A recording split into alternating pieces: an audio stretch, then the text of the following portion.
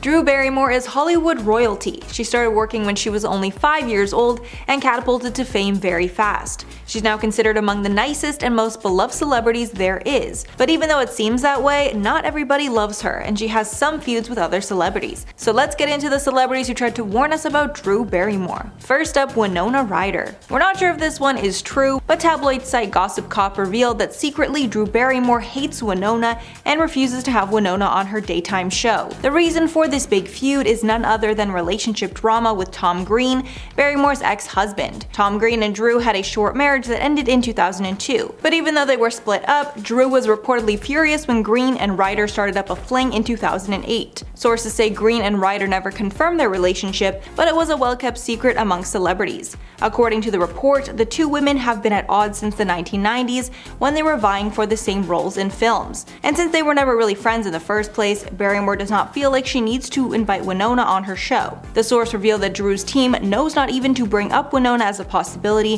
when guests are needed for the show, because Drew would never be able to pretend that she liked her. According to an article, quote, "This incident added to the disagreement between Drew and Winona, which has existed for the majority of their lives." Next up, Ellen DeGeneres. Ellen DeGeneres has been exposed for being very different from her persona as the nice lady of daytime TV. And shockingly, her and Drew Barrymore got in a major feud, which is interesting because Drew is also universally known as nice. It's been rumored that this feud started way back when they were co-producing a show together, and they've been on the rocks ever since, as one source told In Touch Weekly in 2017. The women joined forces for NBC reality show First Dates, looking like more of a docu-series than a traditional reality show. The summary of the show said it's a, quote, groundbreaking series that explored all of the simple wonders of a first date. No competition, no eliminations, just a first date. Where it goes from there, it's up to you. DeGeneres signed on as the show's executive director, and Barrymore agreed to narrate the series. But almost immediately the pair butted heads, and neither star wanted to make any compromises. A source said, quote,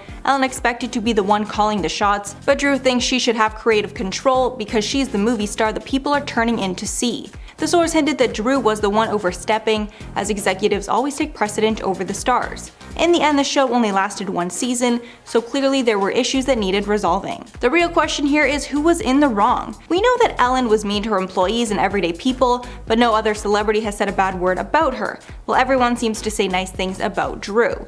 Barrymore is even thought to be, quote, one of the sweetest, most down-to-earth stars around, according to Bustle, who included the actress in their list of the absolute nicest celebrities in showbiz.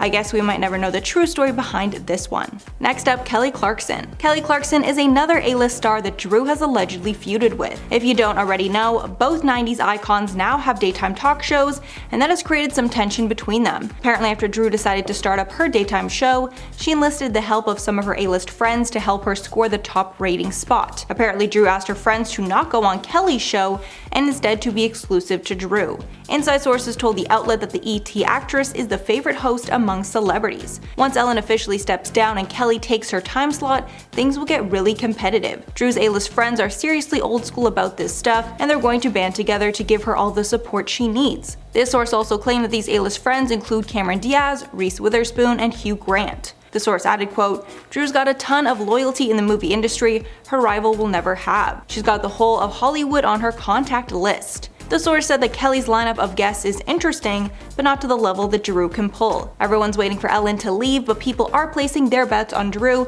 and they think she'll be the ratings grabber. Currently in the ratings war, Kelly is the winner, and Clarkson is set to take Ellen's coveted spot when Ellen's show ends next season. But Barrymore's ratings are climbing, so who knows what the future might hold. Jade Barrymore. A lot has been said about Jade Barrymore, and honestly, not a lot of it is good. It's been reported that after Drew got addicted to substances when she was a Hollywood child star, her mother did nothing to stop it, and even encouraged the behavior by taking her to Studio 54. But when she was only 13, Jade decided Drew needed a serious wake-up call, and forced her to stay in treatment programs to set her straight. After Drew moved out of her mother's house, started partying out of control, and got in a life-threatening car crash, Drew's mom knew she needed to do something.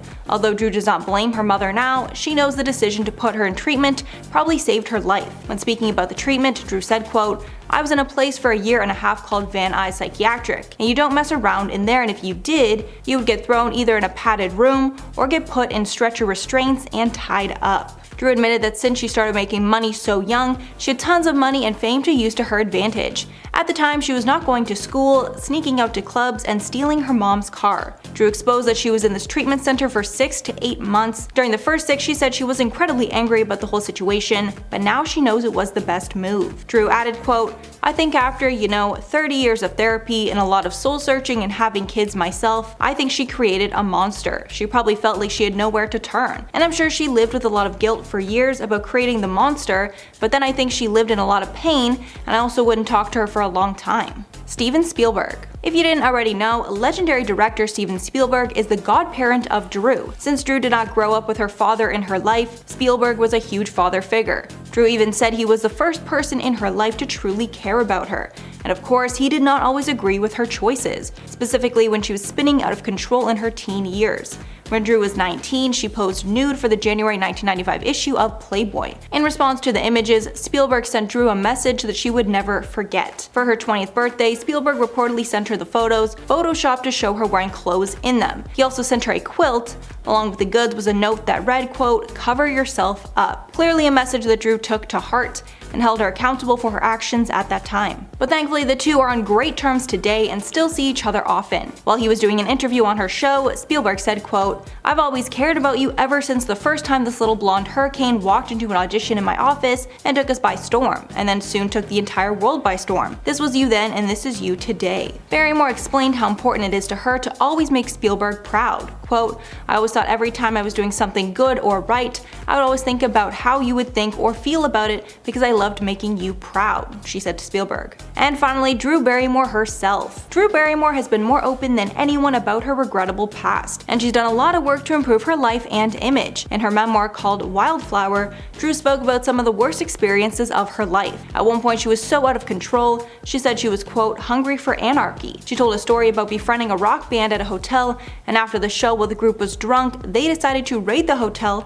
and throw people's luggage over the balcony, randomly stealing people's hanging laundry bags off their doors while screaming through the hallways. Revealing, quote, "In an effort to take this crazy stunt higher, we found a bunch of open doors as people were partying in the hotel, and we threw their clothes off the balconies. She was having a great time until she saw that some of the clothes fell into a river and sank in the water. She started throwing a pair of sandals from a balcony, and that's when she felt a lot of regret, wondering what the person would wear on their feet now." Writing in the book, quote, "I knew immediately this was so wrong and I hated myself." She added that she wound up in her room scolding herself and vowed to never F anyone over like that again. And as a result of that night, Drew thinks she is cursed with karma because she is well known for always losing her clothes. So that's off the list. Let me know your thoughts below. Before I go, I'm going to shout out some comments from top 10 biggest Kanye West feuds you won't believe. Mary Beth said, "It seems as if everyone who has any sort of encounter with Kanye West ends up in some kind of feud with him. Does he enjoy living this type of life, or is he just unwilling to seek the help that he needs to improve his behavior?" Yeah, it really seems that way. Everyone that he ever gets close with, he ends up, stabbing them in the back, basically, so why would anyone ever get close to him? But I do think that he always looks worse in these feuds, so there's that. And Sylvia said, "My cousin's kid loves Peppa Pig, and I told my cousin about Peppa's beef with Adele, but not the one with Kanye West. Honestly, both are hilarious, and we just have no choice but to stan Peppa. She's just so feisty, we love it." And Amanda said, "The Taylor feud produced some good songs. Hope it continues." It really did, and I really think that Taylor feud, it made her name known to people that maybe didn't before, like the rap and hip hop community knew who she was. Great music for both of them. The Reputation era, I personally love that. So much good stuff. I really feel like Kanye's feuds benefit everyone but him. Alright guys, that's all for the video. I've been your host, Mackenzie Smith, and we will catch you on the next one.